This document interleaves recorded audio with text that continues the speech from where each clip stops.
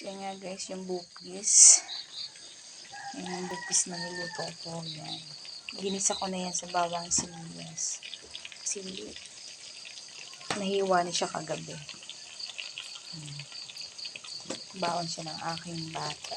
Ang aking bata si Spoon. Gusto naman nilang kainin yan. Isa sa dinogs. Yan, mas gusto naman kainin yan bukas.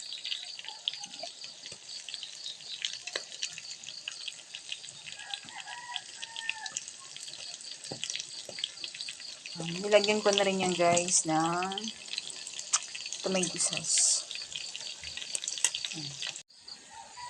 At ayan na nga guys, malapit na siyang maluto. So ayan, yan ay hindi ko na nilagyan ng carrots. Kasi yung iba pag nagbubupis, nilalagyan nila ng carrots or sayote. Ako ay diretso na. Lahat na yan. Sili lang nilagay ko. Siling green at siling red. Yan.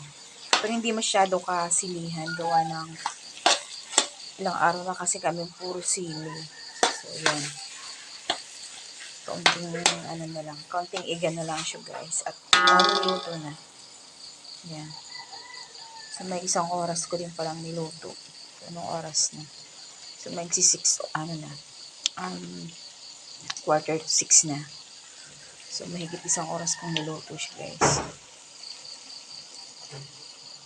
And guys, aahulin ko na siya at pwede na siya. Yan.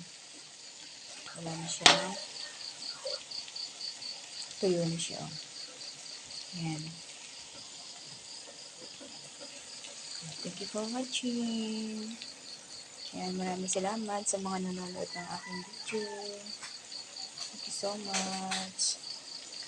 Yan, pag hindi na ako busy guys, tuloy-tuloy na ulit ang aking pag-engage sa inyo.